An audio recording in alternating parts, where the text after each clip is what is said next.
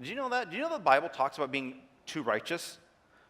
Here's one of the weirder verses in the Bible. This is in Ecclesiastes. It says, "Do not be over-righteous, nor over-wise. Why destroy yourself?"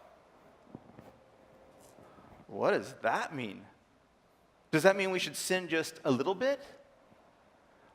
I actually had a great joke to put in here about nuns stealing candy from babies, but Bruce expressly forbid me from using it. So we'll skip that and just talk about a way that I've come to understand what this verse means about being over-righteous. See, because growing up, the church always warned me about this dangerous cliff over here, this dangerous cliff called sin, destructive sins, like the sex, the drugs, and the rock and roll, and all the bad things that you have to avoid. And I was, no problem, I'm avoiding that stuff. I've seen the damage that it causes. I had no interest in it. So I kept on trying to get further and further away from that cliff. And I was trying to go on more mission trips and listen to only Christian music and never say any words that are even questionable. And all these things, I'm getting further and further away from this cliff of sin. But what no one warned me about is there's another cliff on this side. This cliff is called self-righteousness, legalism. Over here is complacent Christianity. On this side is being an obsessive Christian.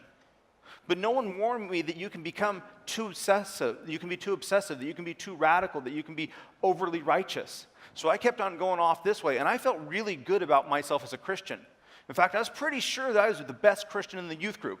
Well, maybe my sister, we're right there, neck and neck. But aside from that, I'm doing pretty good. No one warned me that you could be too righteous because I don't think they knew. Everyone was so worried about sin over here that they didn't realize that you have to be worried about self-righteousness. And the trick is that the further you move away from sin, you're just going to become more and more inclined to be self-righteous, to be legalistic, to be spiritually proud. And part of the reason why I wrote this book is because it's the book I wish I would have had when I was younger to tell me, here's how not to be too radical, here's not to be too righteous.